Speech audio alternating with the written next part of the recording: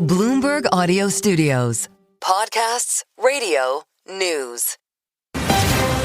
You're listening to the Bloomberg Balance of Power podcast. Catch us live weekdays at noon and 5 p.m. Eastern on Apple CarPlay and Android Auto with the Bloomberg Business app. Listen on demand wherever you get your podcasts or watch us live on YouTube.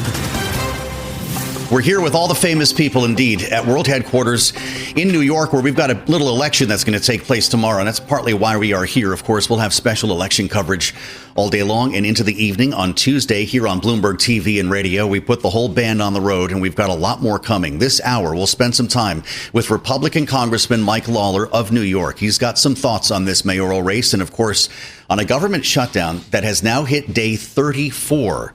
You wouldn't know probably by looking at Wall Street.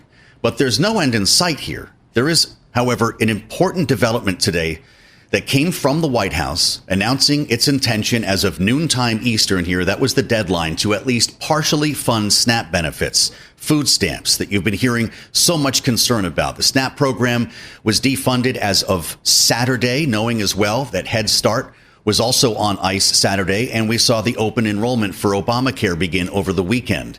This is partly why we have such an important week here. It's not just the shutdown. It's not only the election tomorrow, also in New York, New Jersey, Virginia. But on Wednesday, arguments before the Supreme Court over the president's use of emergency tariffs. We're not going to get a decision that day, but this will be landmark either way it goes. The president was asked about it on 60 Minutes last evening. Listen. I think it's one of the biggest decisions in the history of the Supreme Court. I wanted to go so badly. I just don't want to do anything to deflect the importance of that decision. If we don't have tariffs, we don't have national security. And the rest of the world would laugh at us because they've used tariffs against us for years. Clearly speaking on Air Force One there, and producer James did tell me that in advance. Cece, thank you. He was on 60 Minutes last evening and talked a lot more about this. The question, of course, is what happens if the Supreme Court says that these tariffs are not legal? Are you really going to pay everyone back? We've got a few things to catch up with. Tyler Kendall on, of course, our Washington correspondent back from overseas. She was with the president in South Korea and back with us now in our Washington bureau. Tyler, it's great to see you. Let's start with the SNAP benefits, a pretty important development here in this government shutdown. Right, exactly. Breaking news, as I know you were just coming to air in the 12 p.m. hour, Joe, the Department of Justice saying that it now has enough funding for 50% of food aid benefits through November. This is the SNAP program, the Supplemental Nutrition Assistance Program. About 1 in 8 Americans get aid through this program. The federal government, it costs them about $8 billion per month nationwide. They're saying 50%, so we're probably looking at a $4 billion worth of contingency funding here. And as you've been discussing on the program, this was compelled by a pair of federal judges that said that the administration had to look for some sort of solution with this contingency funding. But at this point, they're saying it's partially funded. It is unclear just how much recipients are going to receive and how quickly they will get that money. It looks like it might be replenished sometime later this week. Around Wednesday, the federal judge had said that he wanted an update. But at this point, we know that data shows us that many of these families ultimately use the majority of their benefits at the beginning of the month, and it is already delayed. It's really interesting. Now, when we talk partial benefits, it doesn't sound like this is terribly sustainable. Do we know how long this contingency fund will have before it runs out? At this point, this ruling only has to do with the month of November. So we're going to be looking if this government shutdown continues on, because, Joe, as you well know, this was one of those big pressure points that was on the table. November 1st, we kept talking about both for open enrollment, but also for SNAP. And that is now leading to other questions on what is going to compel lawmakers to ultimately get to the table and come up with a firm deal to reopen the government. Perhaps that will be November 21st, the next date that we have our eye on, of course, when this stopgap measure that the lawmakers keep voting on is supposed to go until. It looks like they're going to need a much longer date. Perhaps we'll see some sort of a resolution here where we're looking at a longer stopgap and maybe a package of funding bills. There seems to be some murmurs on Capitol Hill about a compromise there. But at this point, those talks are not involving leadership, to our awareness, at least. It seems like these are bipartisan talks that are happening with rank and file members trying to get some sort of solution. But at this point, Republicans are holding the line. They're not going going to negotiate on some of these key provisions, like those Affordable Care Act premium tax subsidies that are expiring, until the government reopens. Just quickly, Tyler, while you're still with us, with regard to the Supreme Court arguments on Wednesday over the tariffs, you just heard the president who was talking to reporters on Air Force One. Was he planning to attend? Was that a late decision to not personally go to the arguments?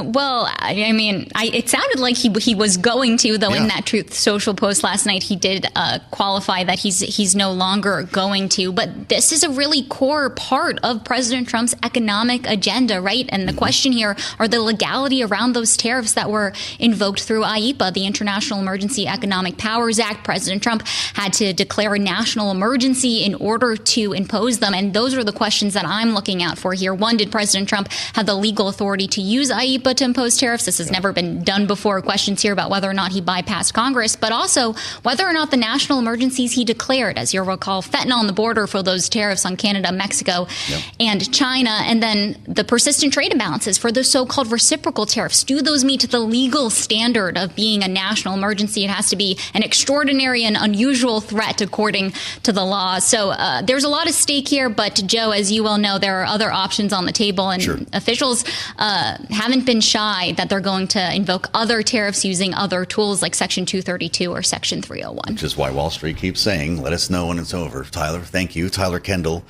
live in Washington. We want to get with Bill Hoagland. I was really glad to hear Bill was coming on today because I actually think about Bill Hoagland with regard to this shutdown more than he might know.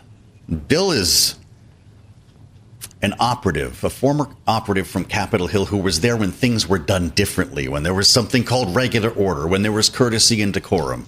And I'm not trying to date you here, Bill Hoagland, but a lot of folks miss those times in Washington as we prepare to set a record here for Shutdown. He's senior vice president at the Bipartisan Policy Center. I'm just wondering where your head is before we get more specific. Have you ever considered a scenario like this before? Well, not exactly like it is set up right now. Clearly, the longest shutdown I was involved in was in 95, 96 between the Clinton administration and a Republican Congress led by Speaker Gingrich and Senator Bob Dole as majority leader. At least during that shutdown, there was negotiations going on throughout between the leadership in the Congress and the President Clinton to work out a deal.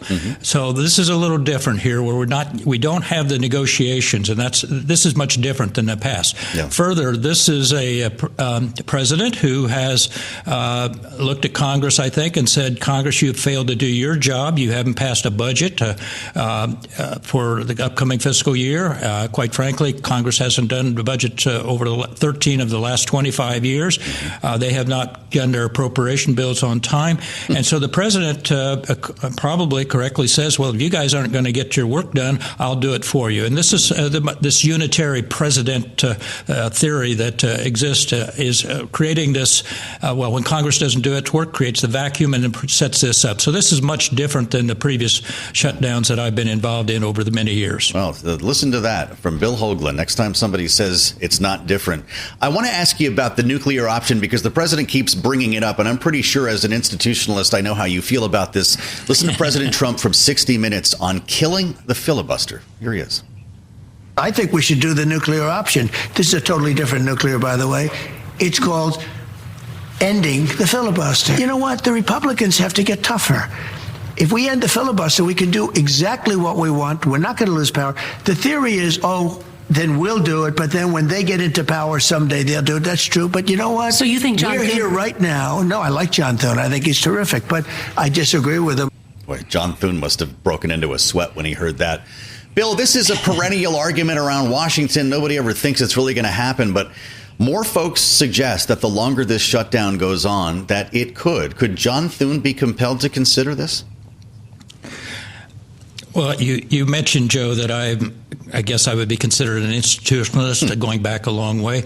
And I don't think John Thune would be willing to consider this. Clearly, there's a reason why we have this mechanism that we have in terms of the filibuster. As I think you and I have discussed many times before, when when our founding fathers set this system up, they set a system up of checks and balances. And that's not only checks and balances between the executive and the legislative, it's a checks and balance between the House and Senate.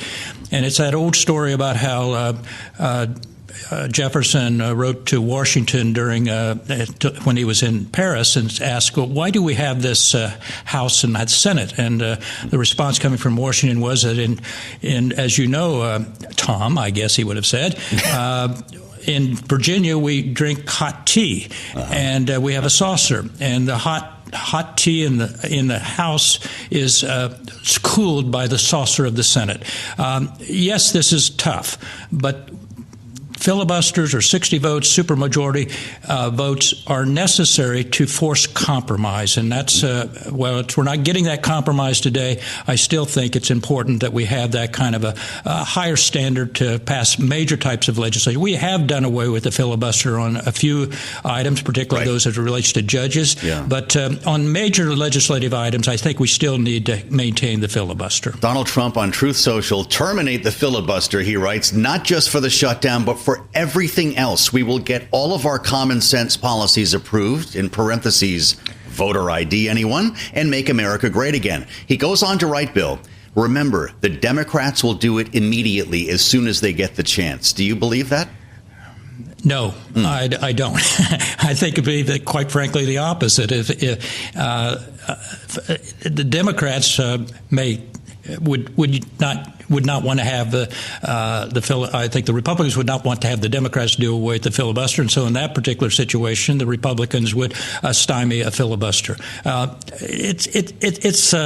It's certainly a difficult issue, and certainly I can understand the president's position. We want to get things done. We want to get it done quickly.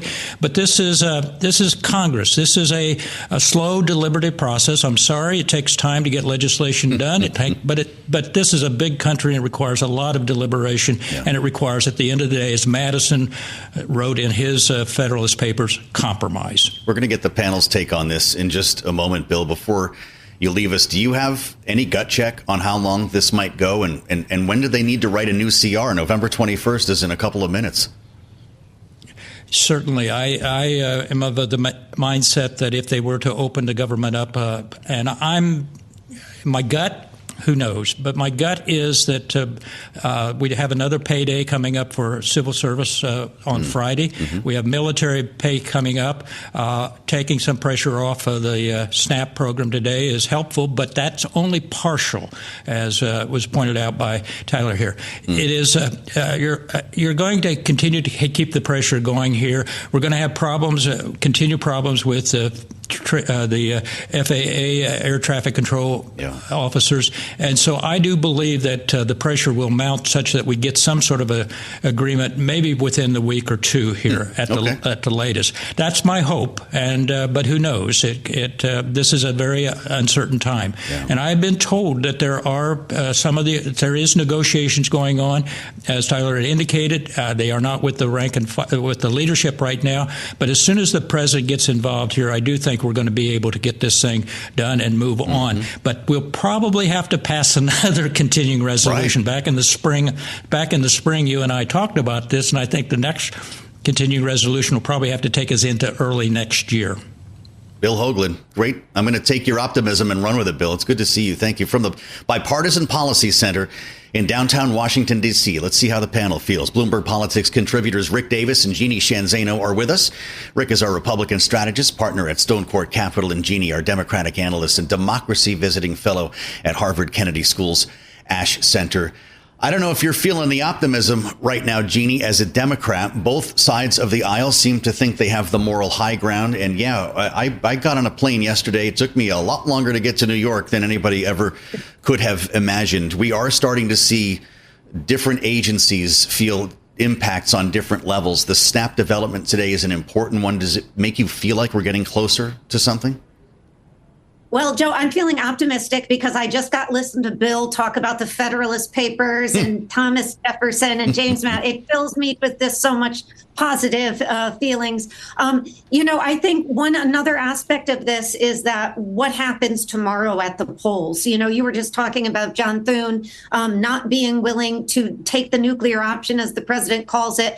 Well, if the polls don't look good tomorrow, the results don't look good for Republicans, they are maybe more likely both to stick to their guns on the nuclear option and also to start thinking amongst leadership about ending this thing. Because while Donald Trump is not on the ballot in the midterm, they are, and they know what tomorrow portends if the numbers don't look good for them. Mm-hmm. Rick, I'm not sure if your mind has changed at all on this, but November 21st is coming up pretty quickly here. Even if Democrats, Republicans all got together, there was a big Oval Office meeting, everybody got along, kumbaya, wouldn't they need to write a different bill? Yeah, I think, first of all, having Hoagland on, I mean, he's a Senate sage, right? I mean, like what you're getting there is really good information. And I think that's his point that he left us with is the current bill that came out of the House that has resulted in the House leaving town for 30 days is going to have to be redone. They're going to have to extend the CR and, as he said, probably into next year. Mm-hmm. And so there's a lot of work that's going to have to be done if and when you can get to a place where you have agreement on ending the end of the government period. I'm curious to hear what Congressman Mike Lawler has to say about this coming up. Jeanne, in our remaining 30 seconds, is that the deal here? It's going to be a full year CR? It very well may be. The time is running short now, so they may have to do that. And I trust Bill when he says that may be where we're headed. Bill Hoagland, feeling the love. This is great. And our great panel as well. They're going to be back, by the way. We'll talk with Mike Lawler. The Republican from New York weighs in on the shutdown and on the election here in Manhattan. And then we'll have Rick and Jeanne back to unpack what we heard here. It's only Monday, if you can imagine. But of course, day 34 of the government shutdown. And by the time we get to Wednesday, we'll be picking through results and looking towards Supreme Court arguments on the president's tariffs. It's all ahead on the fastest show in politics. This is Bloomberg. Stay with us on Balance of Power. We'll have much more coming up after this. You're listening to the Bloomberg Balance of Power podcast. Catch us live weekdays at noon and 5 p.m. Eastern on Apple CarPlay and Android Auto with the Bloomberg Business app. You can also listen live on Amazon Alexa from our flagship New York station. Just say, Alexa, play Bloomberg 1130. We're live in New York, and we'll be here for a couple of days with election coverage in store tomorrow evening. Wednesday, as we've been talking about, will resolve back to Washington with arguments before the Supreme Court when it comes to tariffs. We're going to talk about the election here in Manhattan with Congressman Mike Lawler, along with, of course, the shutdown that is now 34 days old. And we got some really important news right as we came to air. The administration responding to the courts. Remember, 2 judges last week compelling the administration to fund at least part of SNAP benefits. And the White House says that it will do that, pledging to partially fund food stamps in the throes of this shutdown, knowing that a lot of states, and we've talked with a number of them, have been trying to take action on their own to bridge the gap here. It's unclear exactly how long that the White House will be able to keep this going. But an important point here on hopefully the road to reopening. And that's where we start our conversation with the gentleman from New York. Congressman Mike Lawler, Republican, is with us here on the eve of the elections. Congressman, it's good to have you back. Day 34. What does this mean for the state of New York, having at least some of these food stamps covered? And how long can the administration keep that going? Well, assuming they're talking about depleting the emergency fund, that's roughly $6 billion, and food stamps for an entire month under SNAP benefits is over $9 billion. So, theoretically, this will extend benefits for a few weeks. But again, we shouldn't even be in this situation. This should have been resolved weeks ago. House Republicans passed the Clean CR back in the middle of September to keep the government funded and open and fully fund SNAP and WIC through November 21st so that we could actually negotiate over the final appropriations package, as well as other issues, including the ACA tax credits. But Democrats, led by Chuck Schumer, voted 14 times to defund SNAP, to defund WIC, to make sure that our military, our air traffic controllers, our Border Patrol agents were not getting paid. So while it's important that we make sure SNAP is funded and deplete the emergency fund, the fact is all of this could be resolved very simply if Senate Democrats would do their job, as they did 13 times under Joe Biden, and vote yes to fund the government. Yeah, and we know where you're at on this, Congressman. I wonder, do you believe the polling when it comes to the blame game? Because this does seem to be informing some Democrats' decisions on this. The NBC polls the most recent, 45% of Americans blame Republicans, 33% blame Democrats. Do you buy those numbers? Well, this is what's fundamentally wrong. If you're governing by polls, if you're governing based on politics, this is why crap doesn't get done. The fundamental point here is that there's a very simple solution. The clean continuing resolution. Both parties have passed it over the years. There's no reason to shut the government down. All you're doing is creating hardship for the American people. You're using people that rely on benefits like SNAP and WIC. As Chuck Schumer said, quote, every day gets better for us. And as Catherine Clark said, this is about leverage. It's wrong. I don't care who's, quote unquote, winning based on the polls. The American people are losing because of the stupidity being played in Washington. Pass the clean CR, fund the government, make sure programs like SNAP and WIC have the resources needed for the American people to put food on their tables. It's not a game. You know, we were it's just absurd talking that this is what people are focused on, whether or not who's winning in the polls. Who cares? Well, that's not the issue. We were just talking to the old Senate sage, Bill Hoagland, before you joined us. I don't know if you heard any of our conversation of the fact that the date on the CR could soon begin to be a challenge. Even if Democrats showed up tomorrow and said, hey, we're gonna do something different here, we're gonna start voting or talking, we'd be walking up against a potential shutdown again on November 21st. I know how many times you've made clear that Democrats have voted against this, but at a certain point, the timeline is going to be broken, right? Do we need to extend that, put a new date on it? What would be the process in changing that deadline? Well, clearly, there's going to have to be an additional CR after the November 21st deadline. But in the immediate, they need to end this shutdown. So they need to vote yes on the CR that's been sitting in the Senate for over a month. And then we can focus on an extension, whether it's through the end of the year, whether it's into January of next year. I don't think there is support for a full year CR. I think there's a lot of issues that have to be addressed as part of the appropriations process. So I'm not in favor of a full year CR. I think most members are not in favor of a full year CR. We got to get to work, and we need to ensure that the government agencies are funded, that the workforce is being paid, that critical programs like SNAP and WIC are fully funded. Let's do our jobs, and that requires passing the clean CR that's been sitting in the Senate for over a month.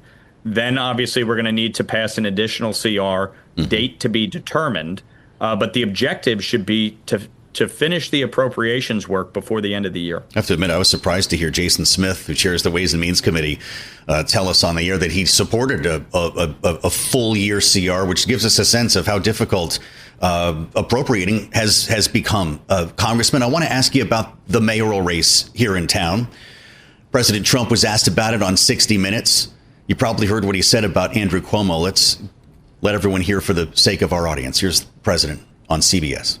It's going to be hard for me as the president to give a lot of money to New York because if you have a communist running New York, all you're doing is wasting the money you're sending there. So I don't know that he's won, and I'm not a fan of Cuomo one way or the other, but if it's going to be between a bad Democrat and a communist, I'm going to pick the bad Democrat all the time, to be honest with you. Where's your head on this, Congressman? If as it appears, there's going to be a New York Mayor Mamdani. If that in fact happens, do you worry about federal funding for the city?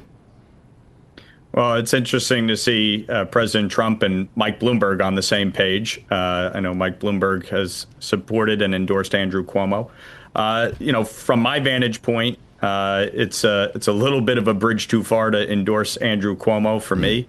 So many of the challenges facing New York, from cashless bail to sanctuary state policies to shutting down Indian Point and banning natural gas, were policies at his hands. But as the president said, when given a choice, and in this case, based on the polls, the choice is really between Mamdani and Cuomo. It's a choice between the lesser of two evils. As far as I'm concerned, an avowed socialist Marxist who talks about seizing the means of production, banning private property ownership, freezing the rent, raising taxes by $9 billion on New Yorkers. He wants to defund the police, legalize prostitution, shut down prisons, free busing, government-run grocery stores. These policies have never worked wherever they've been tried. Part of the reason why we have had so much immigration into the United States is because people are fleeing countries that promote these policies, whether it be in Eastern Europe or in South and Central America. They don't work. And yet here we are on the verge of electing an avowed socialist as mayor of New York City, the financial capital of the world. You will see a mass exodus out of New York. It's not just about federal dollars. The tax base will deplete because businesses and those who can afford to leave will. And that will be catastrophic for New York. It's part of the reason why yesterday when Kathy Hochul and Hakeem Jeffries were both asked, is Zohran Mamdani the future of the Democratic Party? They both stuttered and stammered and couldn't get out of there fast enough because they know this is a disaster for the Democratic Party to have an avowed socialist leading the charge in New York City. He will become the face of the Democratic Party. And it is not good for New York. As a lifelong New Yorker, this is a disaster. And it's part of the reason why, when people go to vote tomorrow, choose wisely, because this is going to be catastrophic. With the lesser of two evils, Mike Lawler, the congressman from New York. It's good to see you, sir, and many thanks for being with us on Bloomberg. Indeed, Michael Bloomberg has endorsed Andrew Cuomo in the New York City mayoral race. He's donated to a super PAC supporting Cuomo. And Michael Bloomberg is the founder, majority owner of Bloomberg LP, the parent company of Bloomberg TV and Radio. Let's play it to the panel. Rick Davis and Jeanne Zaino are with us. Bloomberg Politics contributors back with us throughout the hour here. Rick, of course, our Republican strategist, and I'll start there with you. Rick, we talked a little bit about the president's sort of tacit endorsement of Andrew Cuomo earlier today. Should Republicans have simply run a better candidate, or does that not matter in New York?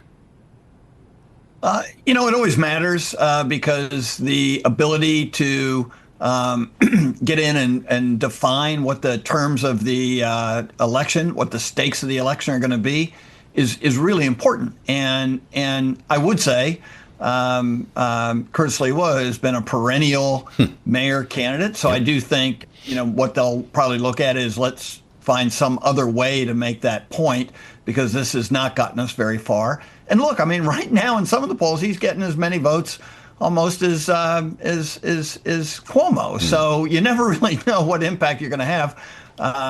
You mentioned Mike Bloomberg got elected to mayor as a Republican the first time he ran. So never say never, but in this case, all eyes are on the Democratic Socialist, as Donald Trump calls him, the communist.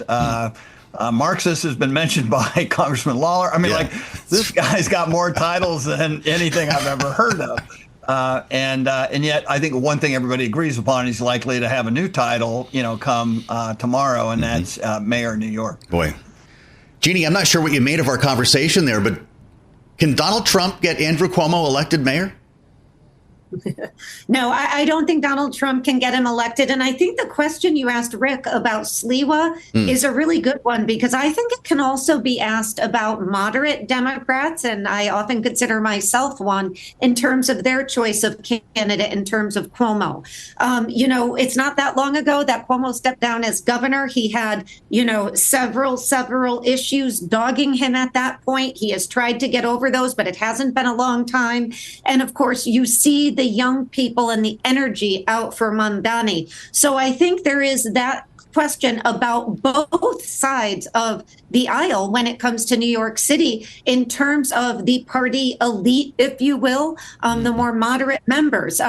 So I think that's a question that can be asked because, of course, we look at that Democratic primary and Mamdani beat Cuomo by a large margin, which is why he's running as an independent. Yeah. That said, this thing is not over. Polls show it's tightening. And you mentioned early turnout being huge. It is enormous. And lots of people over the age of 50 50, and those people may go with Cuomo. This may be a race of generations. And so Cuomo still has a shot here, although, again, the polls would have to be wildly wrong if Mamdani loses. Hey, listen, this is why we came up here. This is the real stuff, and we're looking forward to our coverage tomorrow with the help of Jeanne, Zaino, and Rick Davis, Bloomberg Politics contributors. Thanks to both of you for weighing in here following our conversation with Congressman Mike Lawler. Stay with us on Balance of Power. We'll have much more coming up after this.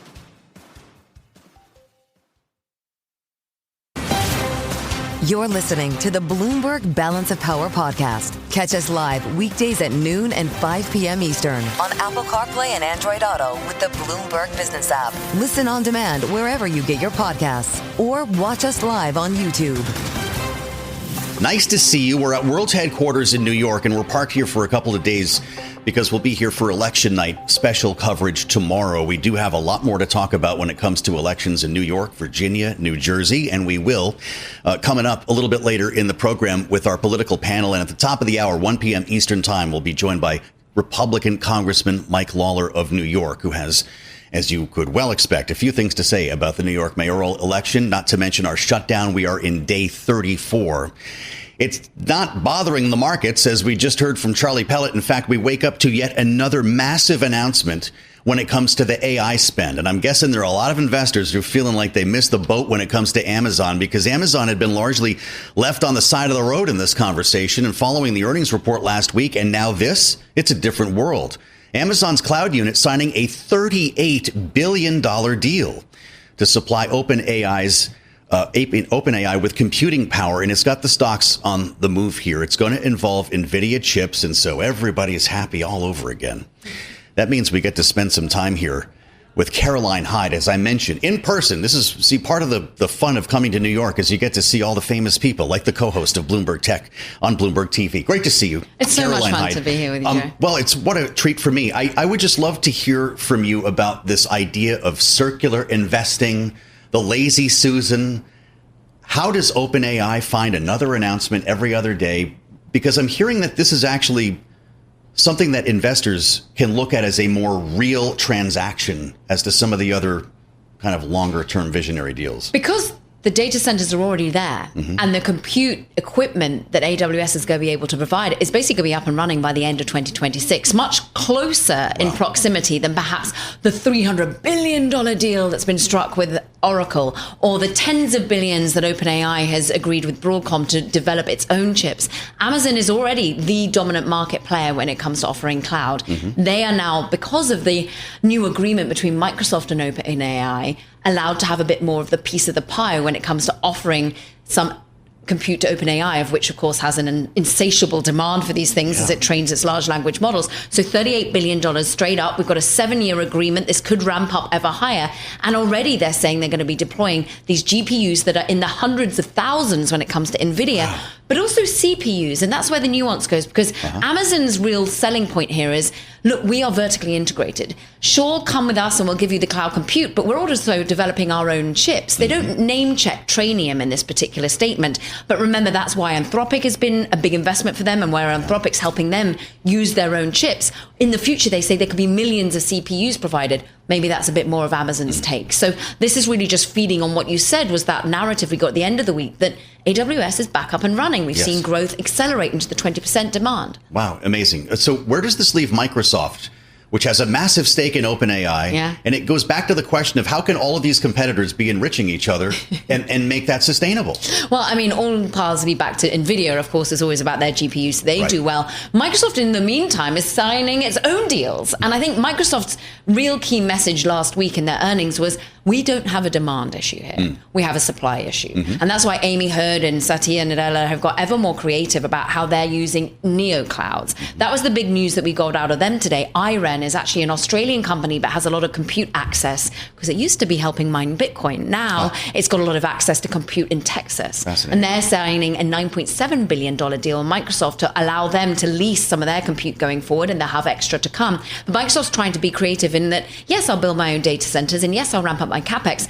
But look, in 5 years' time, if the lease has to come to an end and I haven't had the end demand there, that can go. So they've got deals with Nscale, with Nebius over in Europe, and then they're doing this deal with IREN. But for Microsoft, I think there was an admission that relationship with OpenAI had to change because they didn't have the amount of compute that OpenAI needs. Wow. Sam Altman's talking of the trillions of dollars that Amazing. he needs. So I need to get abstract with you in our remaining couple of moments here, because when you hear headlines like we did over the weekend that AI spending made up more than 90% of quarterly GDP, I'll add my own anecdotal, by the way. Tell me I'm wrong. When I flew from Washington to New York yesterday, I could see the data centers all the way up the coast in places where I had never noticed them before. Maybe I'm not. I just had to mention that. Laser eyes, Chuck. I don't know. Maybe that's not even real. But I said, look, there's another one, another farm of data centers. There are critics who think that this is a bubble. You hear about them every day. Yeah. You talk to the evangelists who run these AI companies. Someone's got to be wrong. I think many will admit, Sam Altman has admitted, even Brett Taylor, who's the chairman of OpenAI, has admitted, even Bill Gates has admitted that not everyone's going to win. There are going to be money deployed into the wrong players here. Right. But at the moment, GPUs are being created and sold. Money goes to NVIDIA. That's real revenue. Microsoft is selling compute with Azure. That is real revenue. OpenAI, I think, is the one that's got to prove it all out. Some of these newer neo clouds are the ones that are still building and picks and shovels. In 2028, will we have had the $3 trillion spent on data centers that Morgan Stanley thinks there will have been? And how will it have been financed? Incredible. Are we getting more creative off balance sheet? Are we seeing debt like Alphabet sells today? Are we seeing like Meta, $30 billion? I think we just need the nuance of what is the overall return on AI investment. But you're right, the AI spending is real. Well, I think The Atlantic referred to this as the NVIDIA state in a column over the weekend. How much of our fortunes are riding on a single company in this country? Extraordinary, and worldwide. Yeah. We're starting to see them striking deals over in Asia. South Korea is now really using them as the partner of choice. You've got Europe wanting to big up its own sovereign AI. UAE. I think most economies are being sustained by this need to build and build strongly. You're so good at this. I'm so glad you could come by. Caroline Hyde, of course, thank you as ever. Bloomberg Tech, you know that already on Bloomberg TV, where they're covering this every day in a way that you can't see anywhere else but on Bloomberg TV. What a treat here as we watch the stocks move on this. My goodness, you've been listening to Charlie Pellet, of course. NVIDIA is up 3% today. We're approaching $210. Amazon is flying as well. It's up another 5% after that big pop on earnings last week. And it's a great opportunity to spend some time with Christina Kino, also with us in person here at World Headquarters in New York, managing editor, Bloomberg Markets Live blog. We never get to do this and actually see each other. I'm so pleased. What a treat. So we were just making the point that we're on day 34 of a government shutdown. Wall Street couldn't care less, apparently. And as we learn now that SNAP benefits will at least be partially funded, some think that is a sign that this shutdown will just keep on going because we're removing the pain points, as they say. At what point does Wall Street run out of patience?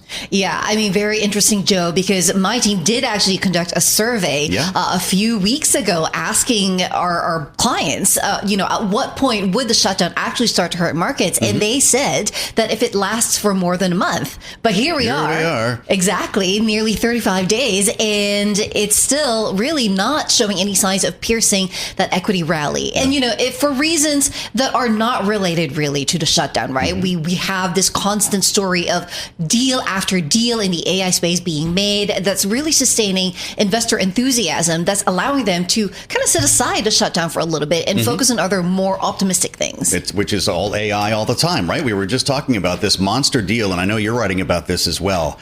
At what point do you start to get nervous, or are you already about breadth in this market? Because we inevitably are going to hear about a rotation, that it's a value thing, and it just never happens. The tech stocks just keep climbing. Yeah, absolutely, Joe. I mean, the interesting thing, you make such a good point regarding the breadth, because that has been the longstanding issue with this AI-fueled rally this year. The fact that it has been repeatedly being driven by a shrinking number of stocks, and meanwhile, the rest of the market not really showing much signs of life. But I think what's kind of changed the narrative now is that within the AI space and the AI trade itself, it does seem like there's a bit of a broadening in that theme, right? Yeah. Initially, we've seen mostly the Magnificent Seven benefiting from it. It's really the giants where gains are concentrated, where those deals are concentrated. But now I think that theme is moving beyond kind of who has the initial kind of hype, which is a lot of the Magnificent Seven, and now the picks and shovels part of this trade, right? Sure, We're talking about providers of power, the providers of data center infrastructure. It seems like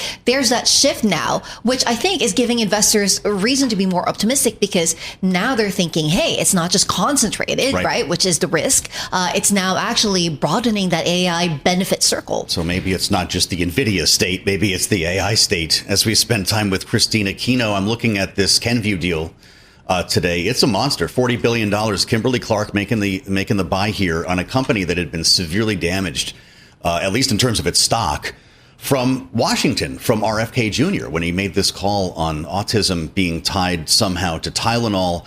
It does seem like, while the stock was damaged, people are pretty excited about this today, and I wonder if the company has put that chapter behind it.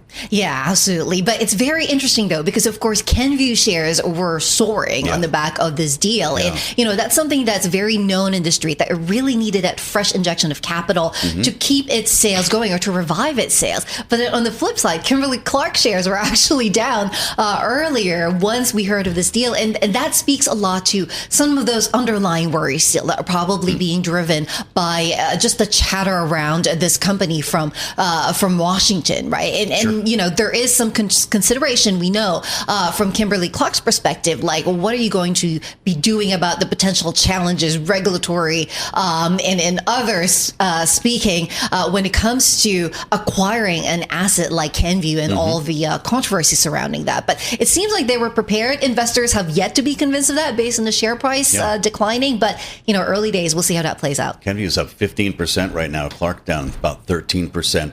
We've got about a minute here.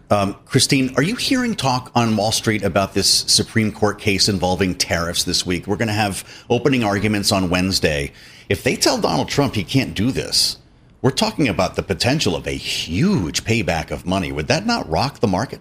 Yeah, I mean, very interesting indeed. It's probably not necessarily something that's squarely on the market's radar, just because I think there's a little bit of fatigue, Joe, when it comes to the markets trying to price the impact of tariff or the lack of impact of tariffs, as the case may be, And so I think investors are really kind of wanting something concrete now at this point, right? Either in the form of a signed deal, or if not a signed deal, kind of clear indications that, tariff and trade deals with various countries, between the U.S. and various countries, are really heading in that concretely positive direction, or, otherwise. And unless we get that, really, it's hard for investors to kind of price this in at this moment, unless they have clarity on the ultimate impact. Call us back when you know.